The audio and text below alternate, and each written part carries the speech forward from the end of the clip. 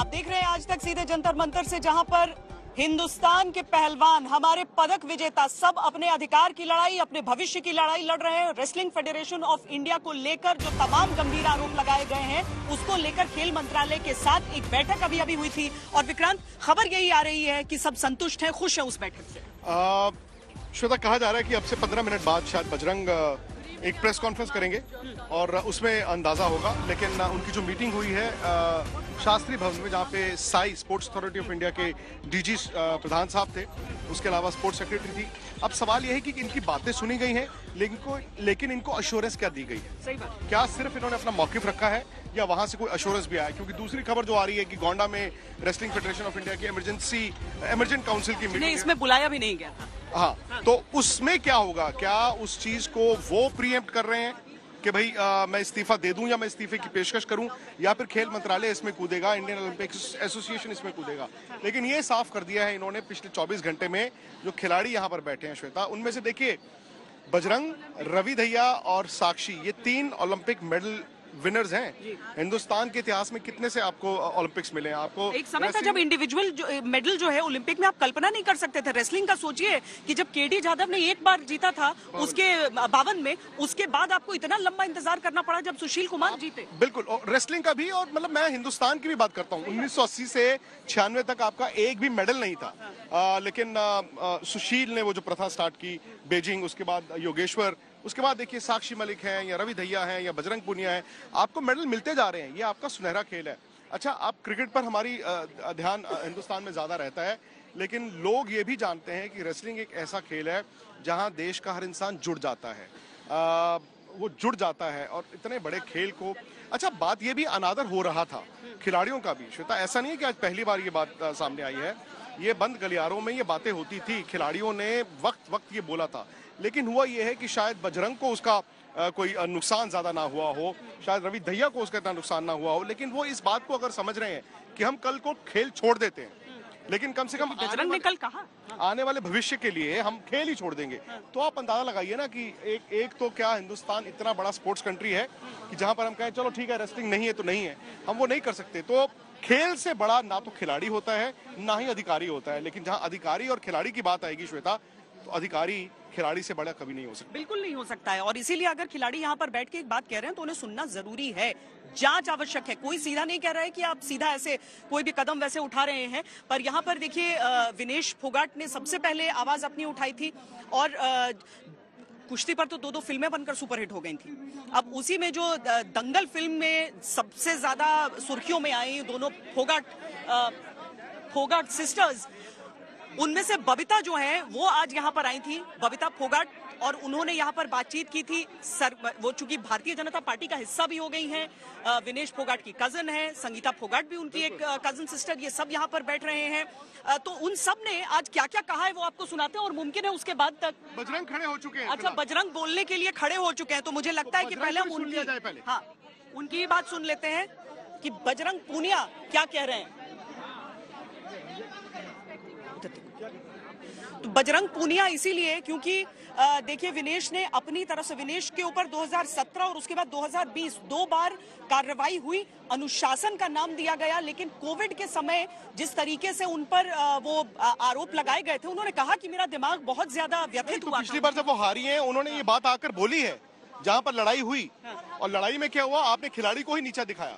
और मुझे अभी भी याद है कि जब रवि दहिया को जब मेडल मिला था, ब्रिजभूषण हमारे साथ थे लाइव, तो उन्होंने उस वक्त ये कहा कि ये रेसलिंग फेडरेशन ऑफ इंडिया की जीत है, जबकि ये भी हकीकत है। ठीक है, फेडरेशन कभी ऐसा नहीं है, फेडरेशन करती है खिलाड़ियों के लिए काम, लेकिन श्वेता कुछ प्राइवेट एंटिटीज हैं जो खेल में पैसा नहीं था, वो पैसा डालती हैं। खिलाड़ी जो अब टोक्यो ओलंपिक्स के लिए जाएगा, उसको आज से तैयारी छत्रसाल में नहीं होनी है। तैयारी आपको रूस जाना पड़ेगा, आपको बेलारूस जाना पड़ेगा, आपको वहां जाकर ट्रेन करना पड़ेगा।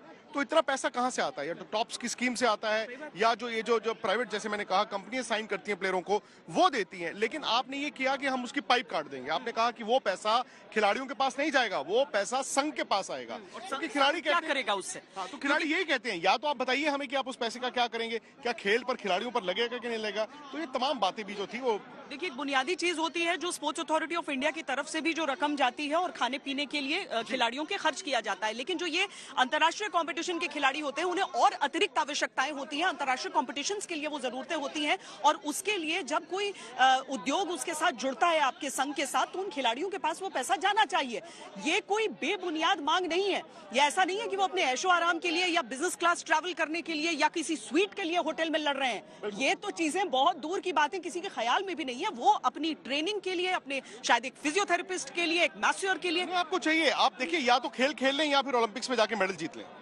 अभी तक आप ये करते थे ना, खेल खेल लेते हैं, जितना है उसी से गुजारा कर लेते हैं, लेकिन आप सिर्फ पार्टिसिपेट करने जाते थे। एक वक्त वो भी था श्वेता, जहां पर आप खेलने के लिए जाते थे। आज की तारीख में कोई ऐसा इंडिया का खिलाड़ी नहीं है जो ओलंपिक खेलों में जाता है ये सोचने के लिए चलो यार मेरी पार्टिसिपेशन हो गई। भाई आप जीतने के लिए जाते हैं ना। विनेश के पास भी ओलंपिक का मेडल नहीं है, इनके पास वर्ल्ड कप के मेडल्स हैं, ओलंपिक का मेडल नहीं है। हाँ, तो मैं ये कह रहा हूँ कि मतलब वहां पर अगर आपको बुनियादी सुविधाएं ना मिलती हों या जो आपकी जरूरतें वो आपको ना मिल रही हों, तो कहीं ना कहीं कुछ ना कुछ तो गलत होगा ही होगा। लेकिन ना अब शायद इनकी बातें सुनी नहीं गई। शायद वो इंडियन ओलंपिक एसोसिएशन की भी गलती है, बिकॉज वहां पर क्या होता है, जो ओलंपिक एसोसिएशन है वहां पर भी तो संघों का ही वोट होता है, तो संघ का वोट किसका होगा? उसी का होगा आज जिसके खिलाफ आरोप है। तो वहां पर सुनवाई नहीं हुई। मुझे लगता है कि अब खेल मंत्रालय को भी इसमें कूदना होगा, क्योंकि ये अब देश के सम्मान और मान दोनों की बात है श्वेता। आप देखिए, आपका ये खेल ऐसा ना हो कि ये जो बच्चे यहाँ पे बैठे हैं कल को ये कुश्ती खेलना छोड़ दें, फिर आप क्या करेंगे? क्योंकि सुशील से पहले भी आपके पास रेसलर्स थे, फिर सुशील, योगेश्वर आए, उसके बाद ही बजरंग आए ना, उसके बाद ही साक्षी मलिक आई। तो वो आप लाइन जब खींचते हैं तो उसमें आगे जो युवा, इनमें से हो सकता है जो यहाँ पर आज बैठे हो, आपको 4 साल बाद पता चले, 5 साल बाद कि इनमें से एक को ओलंपिक का मेडल मिल गया, तो फिर आप इनको खोजते खोजते इस दिन तक आएंगे कि ये भी सड़क पर धरना देकर बैठे थे। तो ऐसा होना नहीं चाहिए। एक खिलाड़ी अच्छा करता है, राज्यवर्धन सिंह राठौड़ को देखिए शूटिंग में लेकर आए, उसके बाद अभिनव बिंद्रा, गगन नारंग सब आते चले जाते हैं। तो ये पूरी प्रक्रिया होती है। जब तक बजरंग पूनिया यहाँ पर हम इंतजार कर रहे हैं कि वो कुछ बोले, उससे पहले जो सुबह से जो खिलाड़ियों ने अपनी तरफ से बातें रखी हैं वो जरा हम सुन लेते हैं।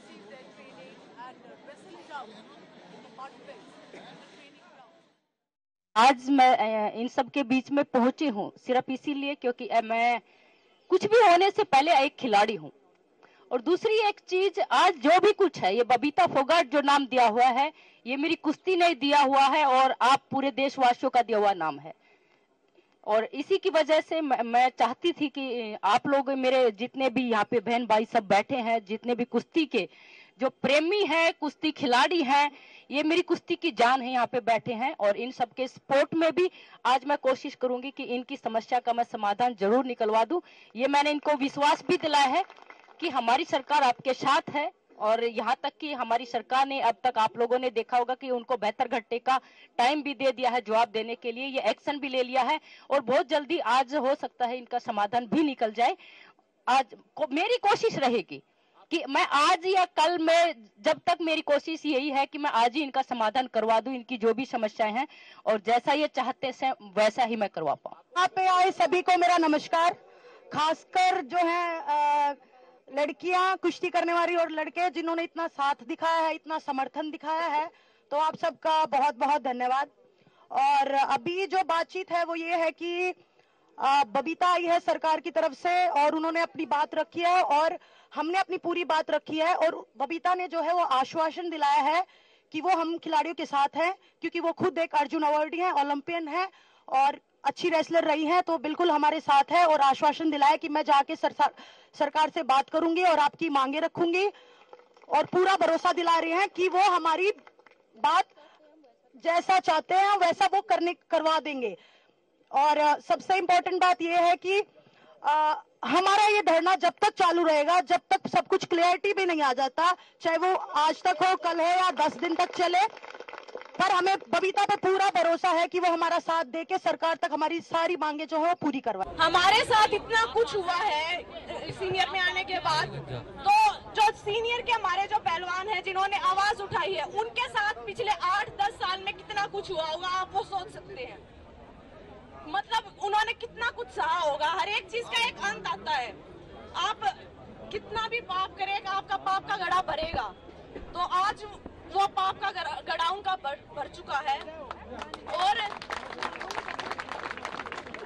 और उस चीज का अंत आज चुका है। तो और भी जितने भी पहलवान हैं जो नहीं पहुंच पाए हैं यहाँ पे, वो भी सपोर्ट करें। और हमें मतलब फेडरेशन ये है जो मतलब जो भी व्यक्ति हैं फेडरेशन में, हमें उनमें से एक भी व्यक्ति नहीं चाहिए, हमें पूरी फेडरेशन का खंडन चाहिए, क्योंकि सब लोग फेडरेशन में भ्रष्ट बैठे हुए हैं। तो दिल्ली के जंतर मंतर से ये तस्वीरें भी हम आपको लगातार दिखा रहे हैं, जहां पर तैयारी हो रही है प्रेस को संबोधित करने की। बजरंग पूनिया हमारे पीछे हैं जो संबोधित करेंगे, विनेश और साक्षी भी उनके साथ, और रवि दहिया भी रहेंगे। तो एक प्रतिनिधिमंडल गया था छोटा सा, जिसने खेल मंत्रालय से बातचीत की और पूरे फेडरेशन को सैक करने की मांग की। पूरा फेडरेशन मतलब सारे के सारे राज्य संघ, क्या आप हर राज्य में एक अलग अधिकारी लेकर आना चाहते हैं? क्या आप प्रक्रिया को बदलना चाहते हैं, या आप ये चाहते हैं कि wrestling federation of India ad hoc committee बनाई जाए? तो इस पर डिपेंड करेगा। मुझे लगता है बजरंग शायद एड हॉक कमेटी की बात करेंगे कि एक ऐसी एड हॉक कमेटी बनाई जाए। फिलहाल जो जब तक जो कॉन्स्टिट्यूशन है, जो आपका संविधान है, उसके तहत नई प्रक्रिया के हिसाब से आपकी नया संघ ना चुना जाए, तो एड हॉक कमेटी में आप ये चाहेंगे कि कुछ रेसलर्स भी हों, शायद कुछ उसमें पुराने रेसलर्स की भी बात की जाएगी। मुझे लगता है कि कुछ इस तरह की बात होगी, क्योंकि श्वेता ये साल इंपॉर्टेंट है। आप ये नहीं कर सकते कि ठीक है एक इंसान चला गया, चलो जी बाकी चला लेंगे। आपको एशियन खेल हैं, पता नहीं इस साल एशियन गेम्स होंगे नहीं, वर्ल्ड चैंपियनशिप्स हैं, उसके बाद आपको, मैं तो कहता हूँ सबसे बड़ी बात है, अगले साल जो आपको पेरिस ओलंपिक्स हैं, उसके लिए बहुत ज्यादा वक्त नहीं है। तो इसमें आप 5 महीने भी अगर बर्बाद कर देंगे, ये खींचातानी में नुकसान है आपका, बहुत बड़ा नुकसान हो जाता है। हम बार बार इस चीज को रिपीट कर रहे हैं ताकि आप संजीदगी समझिए।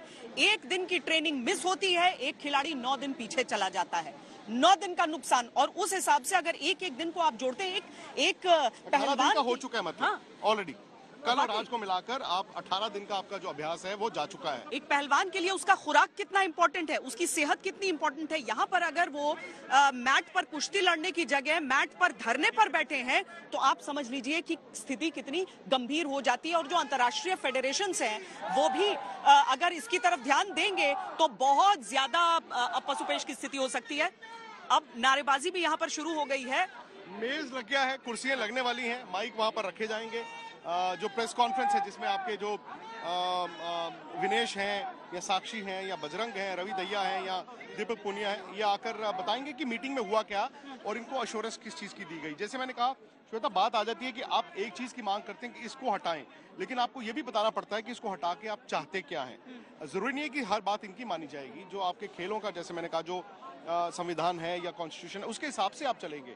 आप ऐसा नहीं है कि अगर एक खिलाड़ी ने कह दिया कि नहीं इसकी बजाय उसको रखो या इस तरह से करो, वो नहीं होगा।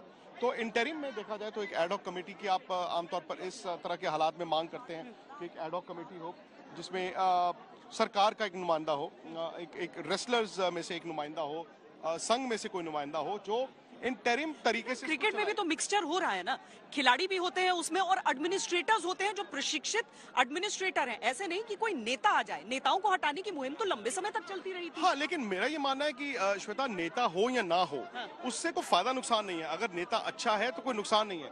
एनकेपी साल्वे नेता ही थे। उन्होंने 1983 में ये तय किया ना कि हम इंग्लैंड से वर्ल्ड कप लेकर आएंगे। उनके साथ 2 यंग एडमिनिस्ट्रेटर्स थे, IS बिंद्रा और जगमोहन डालमिया, वो ले आए। लेकिन क्रिकेट बोर्ड ने उसके बाद तरक्की की। क्रिकेट बोर्ड ने, BCCI क्रिकेट बोर्ड ने जाकर किसी स्टेज पर ये नहीं सोचा कि चलो यार अपने हिसाब से चलाते हैं, क्योंकि आपका खेल इतना फैला भी हुआ था और उसका आपको असर दिखता भी है, आपको नतीजे भी दिखते हैं। बीच में ये कमेटी ऑफ एडमिनिस्ट्रेटर्स आई थी, जो हम एड हॉक कमेटी की बात करते हैं, उनको थोड़ा वक्त मिला था, वो ज्यादा वक्त लगा गए और शायद वो थोड़ा सा पीछे कर गए थे। लेकिन अब दोबारा आपका BCCI वापस आया। वहां पे देखिए 19-21 चलता रहेगा श्वेता। कभी आप कहेंगे ये अच्छा है, कभी आप कहेंगे वो अच्छा नहीं है, कभी कहेंगे ऐसा है, कभी वैसा है। लेकिन वो खेल इतना उसकी मजबूत नींव इतनी हो चुकी है कि वो चलता रहेगा। जैसे मैं बात कर रहा हूँ, एज वी स्पीक, कौन से ऐसे खेल में, डोमेस्टिक क्रिकेट में इतने ज्यादा मैचेस हो रहे हैं जैसे, और वो कोई ग्लिच फ्री हुए हैं, कोविड के बाद भी हुए हैं। तो बात ये नहीं है कि BCCI की तरह बाकी क्यों नहीं बन सकते। वो ऑटोनमस बॉडी है, शायद उनके लिए ये फायदा है या नुकसान है। ऑटोनमस बॉडी है, वो अपना पैसा इकट्ठा करते हैं और वो सरकार पे डिपेंड नहीं करते। ये शायद सरकार पर डिपेंड करते हैं, ये ओलंपिक एसोसिएशन पर डिपेंड करते हैं। शायद पैसे उतने नहीं है, लेकिन शायद इनको इतना पैसा नहीं चाहिए, इनको नीयत चाहिए, इनको इंटेंट चाहिए। यहाँ और पर उसके लिए आप क्या करते हैं वो जरूरी नहीं है, आप क्या कर सकते हैं और अपने उस खेल के लिए क्या कर रहे हैं। देखिए सैन्य बल जो होते हैं और हमारे खिलाड़ी, इन दोनों की जब बात आती है तो अनुशासन की बात उठती है कि ये लोग, इन दोनों को अनुशासित होना चाहिए। पर अनुशासन का दायरा क्या कहता है कि आप जो गलत है उसके खिलाफ मुंह नहीं खोलेंगे। चाणक्य कह गए थे, हालांकि सेना के लिए कहा था उन्होंने, कि अगर उन्हें मुंह खोलकर कुछ मांगने की जरूरत पड़ रही है तो देश में सचमुच बहुत कुछ गड़बड़ है। तो एक अनुशासित खिलाड़ी क्या मांग नहीं रखे अपनी? इसके बीच राजनीति कैसी हो रही है वो भी दिखाते हैं। ये हमारी एक कुश्ती जगत की लड़ाई है, लड़ाई लड़ी है जो कुश्ती की भलाई के लिए लड़ी है। हम अपनी मेहनत से आए हैं, हम किसी से डरने की जरूरत नहीं।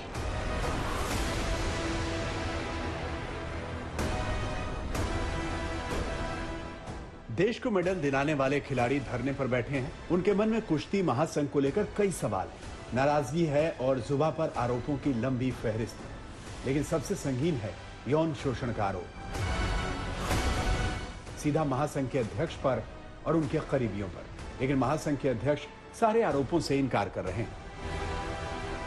जो कोचेज होते हैं वो खुद लड़कियों का शोषण करते हैं, महिला कोचों के साथ में बुरा बर्ताव करते हैं। ये जो बात आप कह रही हैं, कुछ कोचेज हैं जो फेडरेशन के खास हैं, जो खुद शोषण करते हैं, महिला कोचों के साथ में गलत व्यवहार करते हैं। उसकी मैंने आवाज उठाई है इस बार, और उसके बावजूद भी वही चीफ कोच नेशनल कैंप में लगाए गए हैं। अच्छा, हाँ जी, जी। एक आपने कोचेस की बात बोली, दूसरा और जी डिमांड, और वही कोचेज जो कैंप में लड़कियां होती हैं उनके साथ में बातचीत करवाते हैं लड़कियों की, शोषण करवाने के लिए ही। और अध्यक्ष जी ने खुद पता नहीं कितनी लड़कियों का शोषण किया है। अध्यक्ष का कोई बहुत लोभ नहीं है, वैसे भी मेरा कार्यकाल पूरा हो रहा है, 3 बार मैं रह चुका हूँ, मुझे अध्यक्ष का कोई लोभ नहीं है। और अध्यक्ष मैं मनोनीत नहीं हूँ, मैं चुनाव लड़ करके जीता हूँ और लोगों ने वोट दिया है। तो हमें कुछ भी निर्णय लेने के पहले जिन लोगों ने मुझे बनाया है उनसे भी बात करनी पड़ेगी। फिर खिलाड़ी ये जो ये खिलाड़ी कर रहे हैं, इनकी संख्या 1% से भी कम है। और ये केवल ये फेडरेशन के नियम कायदे नहीं है, ये आग काफी दिन से सुलग रही थी और इसको सुलगाया गया है। कुश्ती महासंघ के अध्यक्ष ब्रजभूषण शरण सिंह बीजेपी के सांसद हैं, लिहाजा मामले को लेकर सियासत भी तेज है। कांग्रेस की महासचिव प्रियंका गांधी ने ट्वीट किया और जांच की मांग की। उन्होंने लिखा, हमारे खिलाड़ी देश की शान है, विश्व स्तर पर अपने प्रदर्शन से वो देश का मान बढ़ाते हैं। कुश्ती फेडरेशन और उसके अध्यक्ष पर खिलाड़ियों ने शोषण के गंभीर आरोप लगाए हैं। इन खिलाड़ियों की आवाज सुनी जानी चाहिए, आरोपों की जांच कर उचित कार्रवाई की जानी चाहिए। कांग्रेस के जयराम रमेश ने भी बीजेपी पर निशाना साधा। उन्होंने ट्वीट किया, कुलदीप सेंगर, चिन्मय आनंद, बाप बेटे विनोद आर्य, पुलकित आर्य, और अब ये नया मामला। बेटियों पर अत्याचार करने वाले बीजेपी नेताओं की फहरिस्त अनंतहीन है। क्या बेटी बचाओ बेटियों को बीजेपी नेताओं से बचाने की चेतावनी थी? प्रधानमंत्री जी जवाब दीजिए। प्रधानमंत्री जी, बेटियों पर अत्याचार करने वाले सारे भाजपाई ही क्यों होते हैं? सरकारों की चुप्पी देश के हर नागरिक के दिल में चुभ रही है, चाहे वो भारत सरकार हो, चाहे वो हरियाणा सरकार हो। हमारी मांग है कि तुरंत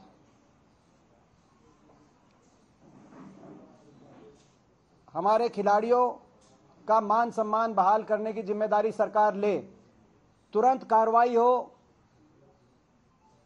पहली मांग है कि कुश्ती संघ को बर्खास्त किया जाए।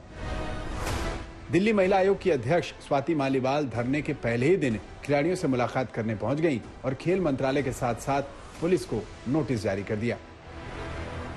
बहुत दुख हुआ देख के कि साक्षी मलिक और विनेश फोगाट जैसे ओलंपियन रेसलर्स को आज दिल्ली में जंतर मंतर पे धरना देना पड़ रहा है। उनका ये आरोप है कि रेसलिंग फेडरेशन ऑफ इंडिया के प्रेसिडेंट और कई कोचेस महिला खिलाड़ियों का यौन शोषण करते हैं। कितनी शर्म की बात है इस देश के लिए कि जिन शेरनियों ने ओलंपिक्स में जाकर हमारा नाम रोशन करा, आज उनको सड़क पे बैठ के रोना पड़ रहा है। बहुत ही गंभीर मामला है और हमने नोटिस इशू किया है दिल्ली पुलिस को और केंद्र सरकार को, क्योंकि इस मामले में तुरंत न्याय होना ही चाहिए। उधर कुश्ती महासंघ के अध्यक्ष ब्रजभूषण शरण सिंह सफाई देते नहीं थक रहे। विनीशा फोगाट वो आरोप लगा रही हैं कि जब वो प्रधानमंत्री से मुलाकात उन्होंने की थी तो उनको यहां से थ्रेट दिया गया, फेडरेशन के लोगों ने उनको जो है धमकी दी अब फेडरेशन में 2 ही 3 लोग हैं। विनोद तोमर ऑफिस का काम संभालते हैं, जो कि भारत सरकार के आदमी हैं, और एक हम हैं। तो हमने तो कभी धमकी दी नहीं और तोमर जी ने कभी धमकी दी नहीं। अब कौन धमकी दिया, उनको डिस्क्लोज करना चाहिए था, FIR कर देना चाहिए था। मामला कुश्ती के अखाड़े का है, लेकिन अब सियासी अखाड़े में भी जोर आजमाइश शुरू हो गई है। हिमांशु मिश्रा के साथ आज तक ब्यूरो।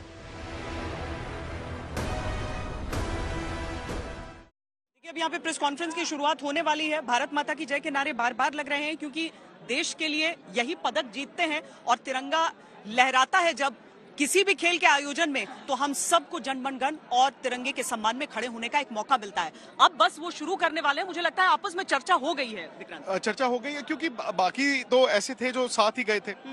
एक रवि नहीं थे वहां पे, एक दीपक पुनिया नहीं थे वहां पे। दूसरी बात ये भी है कि योगेश्वर वाहिद ऐसे रेसलर हैं प्रोमिनेंट, जिनके पास ओलंपिक का मेडल है, जो यहाँ पे दिखे नहीं है। एक सुशील तिहाड़ जेल में, लेकिन ये पता चला है श्वेता कि उन्होंने यहाँ से जब उनसे बात हुई कि संघ के बारे में, तो उन्होंने भी कहा कि ठीक है। देखिए विक्रांत, जिस तरह से यहाँ पर अब सारे खिलाड़ी हैं, सारे पदक विजेता हैं, जो कि चाहते हैं कि कुश्ती को जिस तरीके से भारत में चलाया जा रहा है वो चीजें बदलें, ताकि हमारे देश के जो भावी खिलाड़ी हैं उन सब का भविष्य बदले। बस ये प्रेस कॉन्फ्रेंस अब किसी भी पल शुरू होने वाला है। हम आपको ये भी बताएं कि अलग अलग खेलों के खिलाड़ी भी, अलग अलग राज्यों के खिलाड़ी, वो सब यहाँ पर पहुंचे हैं समर्थन अपना देने के लिए। आप भी कबड्डी खेलते हैं भारत के लिए और पहुंचे हैं रेसलिंग के समर्थन के लिए? क्योंकि मैं डेफिनेटली, क्योंकि एक स्पोर्ट्स की बात नहीं है, बात है सही की और गलत की। क्योंकि आज इनके साथ और कल न किसी और बच्चे के साथ होगा। तो हम नहीं चाहते कि भैया ये आज एक जो हमारे चैंपियन है, जो ओलंपियन चैंपियन है, विक्रांत भाई से मेरी बात हुई, अगर ये रोड के ऊपर आ रखे हैं, जिनको ये मेडल जीत करके आए, जिनको हमने पलकों के ऊपर रखा था, और वो आज इतने सर्दी में रोड के ऊपर बैठे हैं, तो डेफिनेटली कोई छोटी बात नहीं है। कोई छोटी बात नहीं है, और इस पर कम से कम जांच शुरू करके निष्पक्ष। तो सबसे पहले तो मैं यही बोलूंगा कि कल बोल रहे थे कि भैया तो 3% बैठे हैं, 97% तो हमारे साथ है। तो मैं आप लोगों की जानकारी के लिए बता दूं, हमारे पास आप देख सकते हैं सारे हिंदुस्तान का जो रेसलिंग का जो हब है वो यहाँ बैठा है, जो रेसलिंग की करीम है वो यहाँ बैठी है, वो अपने फ्यूचर के लिए लड़ रही है यहाँ पे आगे। और जो बोल रहे थे कि कोई सामने आ जाए तो मैं फांसी पे लटक जाऊंगा, जो अध्यक्ष जी ने हमारे ने एक बयान दिया था, पहले तो 1-2 लड़कियां थी, अब हमारे साथ 5 से 6 लड़कियां हैं विद प्रूफ है। तो ऐसी चीज नहीं कि हम झूठ बोल रहे हैं या कोई ऐसा ही, अगर सुनवाई नहीं होगी तो हम पुलिस का सहारा भी लेंगे, केस का सहारा भी लेंगे, केस करके हम आगे बढ़ेंगे। हमारा मकसद यही है, हमारी कुश्ती को दोबारा से जीवित करवाना है। अगर जल्द से जल्द कार्रवाई नहीं हुई इस मामले में, क्योंकि आप सबको पता है कि हम खिलाड़ियों के लिए एक एक दिन 100 साल के बराबर होता है। आज दूसरा दिन भी खत्म होने को जा रहा है, लेकिन अनफॉर्चुनेटली बोले या हमारा दुर्भाग्य मान लीजिए, हम खिलाड़ियों का दुर्भाग्य मान लीजिए कि अभी तक हमें एक संतुष्ट जवाब नहीं मिला है। तो हम उसका वेट कर रहे हैं, और आप सब लोग भी यहाँ पे उसी का वेट कर रहे हैं कि फाइनल डिसीजन कब आएगा। क्योंकि जो हमने इल्जाम लगाए हैं वो इल्जाम हमने लगाए इसीलिए हैं क्योंकि वो सत्य थे। और आज कल हम जैसे बोल रहे थे कि हमारे पास 1-2 लड़कियां हैं जिनके साथ उन्होंने किया है, क्योंकि आज हमारे पास 5 से 6 लड़कियां आ गई हैं, विद प्रूफ है हमारे पास में, उनके साथ में जो हुआ है। हमें मजबूर ना किया जाए सबके सामने आने के लिए। हम सब आत्मसम्मान को अपने बताने के लिए लड़ाई लड़ रहे हैं। हम लड़कियों का आत्मसम्मान सबसे ज्यादा जरूरी है, हिंदुस्तान की बेटियां हैं हम जनता के सामने आके ये बताना नहीं चाहते कि आपकी बहन बेटियों के साथ में क्या क्या हुआ है, मेरे साथ क्या हुआ है, किसी और के साथ में। हम XYZ किसी का नाम आगे नहीं लेके आना चाहते। सर, आपके सवालों का भी मैं जवाब देती हूँ, पहले मेरी बात सुन लीजिए। आपके बैठक का भी बताएंगे, आपको कमरे का भी बताएंगे। हमें अगर मजबूर किया गया तो कुश्ती का दुर्भाग्य होगा जिस दिन देश की बेटियां सामने आएंगी और अपना नाम लेके पूरी मीडिया के सामने बताएंगे कि हमारे साथ में हुआ था, विद प्रूफ हम आएंगे। लेकिन हम वहीं फिर से हम देश के प्रधानमंत्री जी से उम्मीद कर रहे हैं कि हमें इतना मजबूर ना किया जाए, इस देश की, हिंदुस्तान की बेटियों को, इन खिलाड़ियों को इतना मजबूर ना किया जाए कि हमें ये काला दिन देखना पड़े खिलाड़ियों के लिए। ये कुश्ती की लड़कियां नहीं है, सिर्फ ये हिंदुस्तान की बेटियां हैं। और हिंदुस्तान में बेटियों को माता लक्ष्मी, माँ दुर्गा के नाम से पुकारा जाता है। हम पूजा करते हैं, उसी वंशज का हम एक हिस्सा है जो हम आप सब के बीच में बैठी हैं। आप सब लोग हमारा साथ देने के लिए आए हो, इतनी दूर से आप लोग आए हो। कुश्ती के हक के लिए आज हम लड़ाई लड़ रहे हैं। दूसरी बात रही, अगर आज शाम तक हम, अभी तो टाइम बाकी है, रात होने में टाइम बाकी है, हम वेट ही कर रहे हैं कि कुछ संतुष्टपूर्ण जवाब आए हमारे पास में। कुछ आप लोगों में से ही बोल रहे थे कि अध्यक्ष जी बोल रहे हैं कि 22 को इस्तीफा देंगे। बात उनके इस्तीफे का नहीं हो रही है, इस्तीफा तो हम उनका लेके ही रहेंगे। अगर हमें और ज्यादा उकसाया गया तो हम उनको जेल में भी डलवाएंगे। हम चाहते हैं कि उनका इस्तीफा लीजिए और उन पे कार्रवाई की जाए। इस्तीफा नहीं, फेडरेशन को भंग किया जाए। इस्तीफा लेके तो वो अपने लोगों को ही बिठाएंगे। हम इस्तीफा ना चाहते हुए फेडरेशन को भंग करना चाहते हैं, क्योंकि जो स्टेट की जो संघ है, कुश्ती संघ जो स्टेटों के हैं, उनमें भी सभी उन्हीं के लोग बैठे हैं जो उन्हीं के इशारे पे काम करते हैं। तो हम इस्तीफा नहीं चाहते, हम फेडरेशन को भंग करना चाहते हैं। हमारी यही मांग है गवर्नमेंट से। रही दूसरी बात, हम लीगल तरीके से भी हम जाना नहीं चाहते थे, क्योंकि हमें एक विश्वास था कि देश के प्रधानमंत्री जी, गृह मंत्री जी हमें उस लाइन में नहीं लेके देना चाहेंगे। हम उनके सामने जाके वो प्रूफ विद लड़कियां हम लेके जाते, और कोई लड़की भी सामने नहीं आती, किसी की लाइफ को भी डेंजर नहीं होता, किसी की फैमिली को भी कोई नुकसान पहुंचाने की कल को हानि नहीं होती। हम ये खतरनाक कदम उठाना नहीं चाहते थे। लेकिन अगर सॉल्यूशन जल्दी नहीं निकला, आज वैसे हम बता रहे हैं कि आज की हम वेट कर रहे हैं, रात होने तक वेट करते हैं कि कोई संतुष्टपूर्ण जवाब आए। इतना अगर देश का, हिंदुस्तान के जो ओलंपिक मेडलिस्ट हैं, वर्ल्ड मेडलिस्ट हैं, अगर वो बोल रहे हैं कुछ हुआ है, तो उस बात में आप संकोच मत कीजिए और ना उस पर संदेह कीजिए। हम निसंदेह बोल रहे हैं कि हमारे साथ कुछ गलत हुआ और बहुत गलत हुआ है, लड़कियों के साथ गलत हुआ है। और मैं आंखों में आंखें डाल के, आप अध्यक्ष जी को मेरे सामने लेके आइए, अगर वो 2 मिनट मेरे सामने बैठ जाएं तो मैं हिंदुस्तान की हर जनता को चैलेंज करती हूँ, उनको मेरे सामने 2 मिनट बिठा दीजिए और वो आंखों में आंखें डाल के बोल दीजिए कि हमने कुछ गलत नहीं किया है।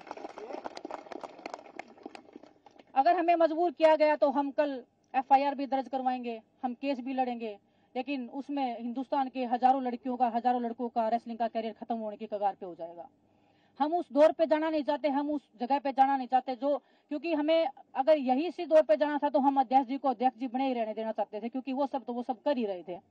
हमारा कैरियर तो वो खत्म कर ही रहे थे, हर लड़की का कैरियर खत्म कर रहे थे। यूपी की कुश्ती उन्होंने लड़कियों की खत्म कर डाली, ये शोषण के कारण ये कुश्ती खत्म हुई है, कोई रीजन नहीं है यूपी की आज महिला की रेसलिंग जो खत्म हो गई है। अब वो पीछे पड़े हैं महाराष्ट्र की लड़कियों के। आज मेरे पास केरला से भी फोन आए हैं, लड़कियां खुश हैं कि मैंने आवाज उठाई है, वो मुझे बधाई दे रही हैं कि दीदी पीछे मत हटना, हम आप सबके साथ खड़े हैं, इसी हौसले के साथ अब लगे रहना। आप सोचिए कि जहां केरला में कुश्ती का कोई नामो निशान भी, अगर आप देखोगे कि नेशनल में पार्टिसिपेशन होता है, किसी लड़की का, किसी लड़के का मेडल आता है तो उनके लिए एक ओलंपिक के मेडल के सम्मान, एक जीत होती है। अगर वो लड़कियां भी अगर शोषण का शिकार हुई तो आप देख लीजिए कि ये लोग कहां तक फैले हुए हैं। कल को अगर कुछ भी, अगर हमारी सुनवाई नहीं होती है जल्दी से जल्दी, क्योंकि हमारे पास, मैं बता रही हूँ कि एक खिलाड़ी के लिए 1 दिन लाख दिन के बराबर होता है।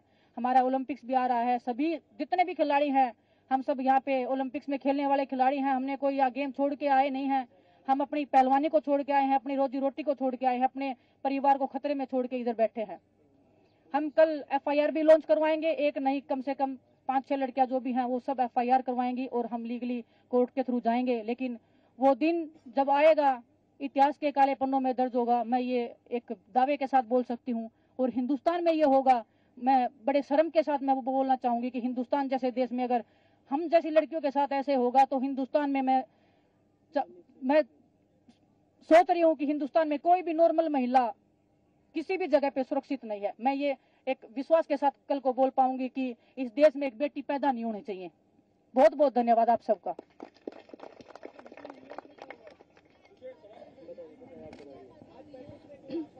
मीटिंग में आश्वासन ही दिया गया है, बस कोई ऐसा मतलब ठोस हमें नहीं बताया गया कि क्या फैसला। अभी मीटिंग में सिर्फ आश्वासन ही दिया गया है, ऐसा कोई ठोस हमें नहीं बताया गया कि हाँ हम कोई ठोस कदम लेंगे या कोई एक्शन लेंगे, बस आश्वासन दिया गया है।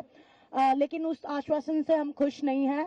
हम, जैसा कि बजरंग ने बताया, हम पूरी रेसलिंग फेडरेशन को भंग करवाना चाहते हैं और जितनी भी स्टेट्स हैं वहां भी सबकी फेडरेशन मतलब रेसलिंग फेडरेशन जो है वो भंग होनी चाहिए, एक नई शुरुआत होनी चाहिए, एक फ्रेश स्टार्ट होनी चाहिए, क्योंकि हर जगह उनके इंसान फैले हुए हैं। जैसा कि विनेश ने बताया, हर स्टेट में फैले हुए हैं। केरला से लड़कियों के फोन आ रहे हैं, महाराष्ट्र से लड़कियों के फोन आ रहे हैं, वो खुद पीड़िता रही हैं, उनके साथ वो खुद शोषण का शिकार रही हैं। तो आप समझ सकते हो कि हर स्टेट में फैले हुए हैं।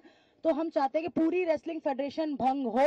और एक बार फिर से मैं अपने पीएम सर को रिक्वेस्ट करना चाहती हूँ कि आज सब लोग यहाँ जो एक मेडलिस्ट बैठे हैं, पूरी रेसलिंग की क्रीम यहाँ बैठी है, अपनी ट्रेनिंग छोड़ के बैठी है, अपने घर परिवार को छोड़ के बैठी है। तो बस इसी उम्मीद में बैठी है कि आप हमारे साथ न्याय करेंगे, आप हमारे साथ जस्टिस करेंगे। हम इसी बस आश्वासन यही है कि हाँ हम करेंगे, लेकिन कोई संतोषजनक नहीं है, कोई सेटिस्फेक्शन वाला आंसर नहीं है उनकी तरफ से।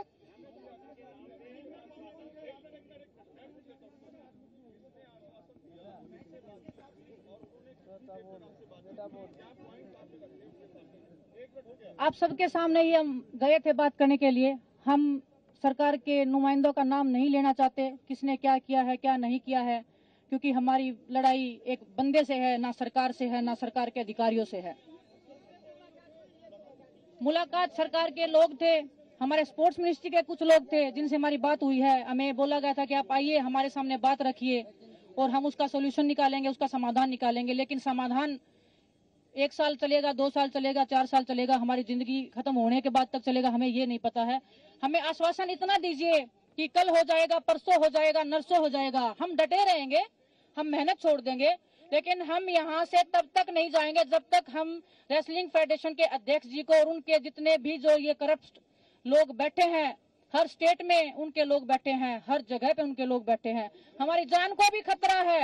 हम कल रात को भी अगर हम गए हैं तो भी हमें डर है कि रात को कौन लोग हमारे साथ आएंगे, कौन हमारे साथ क्या करेगा। हमने पुलिस का प्रोटेक्शन भी नहीं लिया है। आप सोचिए, हमने पुलिस का प्रोटेक्शन नहीं लिया, इतने आत्म सम्मान के साथ हम चल रहे हैं, क्योंकि हमें पता है हम सच बोल रहे हैं। आज अध्यक्ष जी के घर पे ताला लग गया है। इससे सरकार को समझ जाना चाहिए कि कौन गलत है और कौन सही है। उसके बाद भी अगर हम महिलाओं से, एक सेकंड अफसर प्लीज मेरा सुन लीजिए, जब शोषण होता है तो एक कमरे के अंदर होता है, वहां पे कैमरे नहीं लगाए जाते।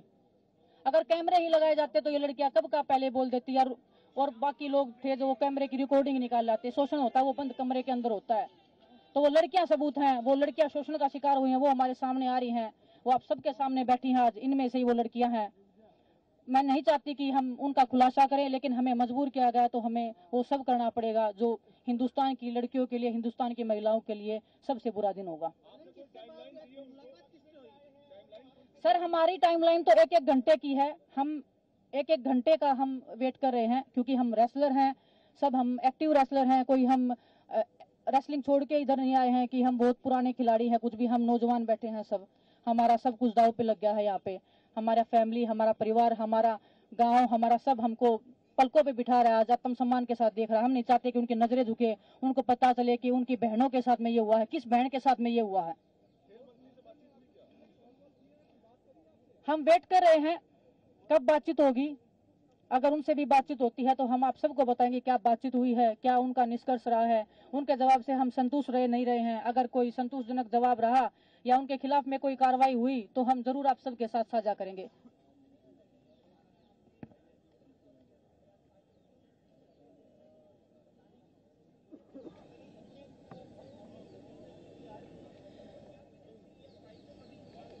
सर, जैसे हम बता रहे हैं कि उनके लोग हर जगह बैठे हैं, हमें किसी पे भी विश्वास नहीं है। किसको हम बताएंगे, कौन हमारी बात को लीक करेगा। क्योंकि जब हम नॉर्मल अगर ट्रेनिंग से रिलेटेड बातें करते हैं, हमें कोच चाहिए, फिजियो चाहिए, XYZ किसी के साथ में भी, वो बातें भी फेडरेशन तक पहुंच ही जाती है किसी ना किसी वे में। अगर उस टाइम पे भी हमें धमकी मिलती है, अच्छा तुम्हारा इतना हिम्मत हो गया बोलने का, अभी देखते हैं तुमको, हम क्या ही कर लोगे तुम हमारे खिलाफ में, हम यहीं रहेगा। अगर इतनी ठोस आवाज में अगर कोई बंदा, एक सामने एक अकेली लड़की खड़ी है, उसके साथ में कोई नहीं है फैमिली का, फैमिली वाले भी बेचारे बाहर बिठा दिए जाते हैं कि हमें अकेले में बात करना इनसे, वो लड़की क्या बोलेगी और क्या उनको कहेगी।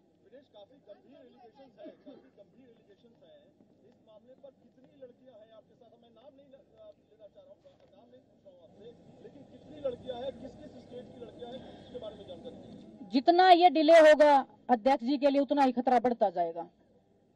कल हम बता रहे थे कि 1 या 2 लड़कियां हैं, आज हमारे साथ 5 से 6 लड़कियां हैं विद प्रूफ खड़ी हैं। कल को क्या पता 10 लड़कियां आएंगी, कल को 20 आएंगी। अध्यक्ष जी सीबीआई की मांग कर रहे हैं, होनी चाहिए, हम भी चाहते हैं जांच होनी चाहिए, लेकिन कम से कम अपना पद तो छोड़ो, कम से कम पद तो छोड़ के आओ अपना। हम निहत्थे बैठे, हम रेसलर अपना जो कुश्ती छोड़ के बैठे हैं, क्या वो अपना पद नहीं छोड़ सकते?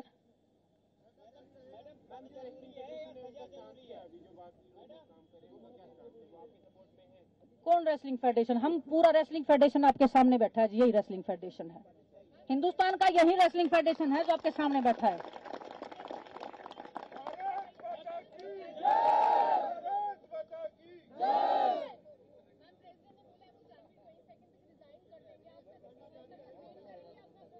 वो कौन होते हैं डिसाइड करने वाले, वो कब रिजाइन करेंगे? हमारे साथ गलत हुआ है, उनके साथ गलत हुआ है, वो डिसाइड करेंगे क्या कब क्या होगा? हम डिसाइड करेंगे कब वो रिजाइन देंगे। और आज अगर ठोस कार्रवाई नहीं हुई तो कल हम और भी ठोस कार्रवाई की कोशिश पूरी। आज क्या अभी दे दो, हम तो वेट कर रहे हैं कब आएंगे। और वो तो फेडरेशन तो 2 कदम दूर थी, जब वो मीडिया के सामने प्रेस कॉन्फ्रेंस कर रहे थे वो सामने आके बोलते कि भाई क्या बात हो गई। जब वो इतने प्राउडली उस बंद कमरे में आंखें दिखा के बात करते थे, वो आज वो आंखें क्या फूट गई क्या, जल गई क्या? किसने फोड़ दी उनकी आंखें? वो आंखें कहाँ गई आज जो आंखें डराती थी हमें?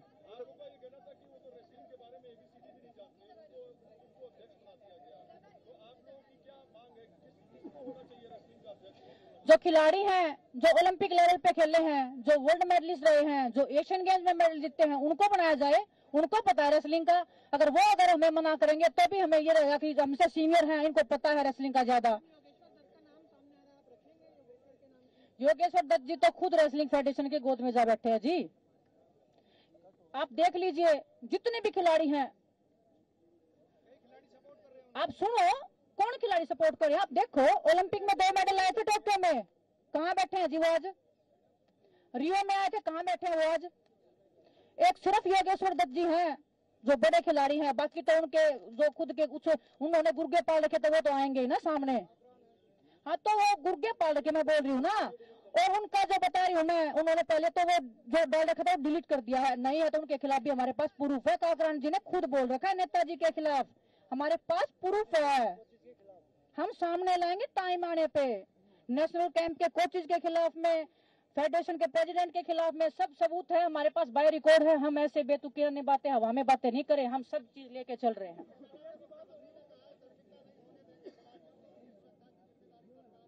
किसने बोला जी? हमारे पास कोई मैसेज नहीं, हमारे पास कोई। हाँ देखिए गवर्नमेंट ने हमेशा सपोर्ट किया है और गवर्नमेंट के साथ हमारी लड़ाई नहीं है। गवर्नमेंट ने हमेशा खिलाड़ियों, चाहे हरियाणा गवर्नमेंट है चाहे हमारे प्राइम मिनिस्टर है, गवर्नमेंट के साथ हमारी लड़ाई है नहीं। हम तो उनसे बस न्याय की गुहार लगा रहे हैं कि भाई हमारे साथ न्याय किया जाए जितना जल्दी हो सके, क्योंकि यहाँ छोटे छोटे बच्चे बैठे जो अंडर 15 अंडर 17 में कुश्ती लड़ रहे हैं, तो उनके करियर के सवाल है। वो यहाँ मेहनत छोड़ के यहाँ बैठे आप लोगों के बीच में, उनका मेहनत का टाइम था, वो यहाँ पे आपके साथ धरना प्रदर्शन पे प्रदर्शन कर रहे हैं। तो ये हमारी कुश्ती के लिए दुर्भाग्य है। हमारी लड़ाई फेडरेशन के साथ है, ना कि गवर्नमेंट के साथ।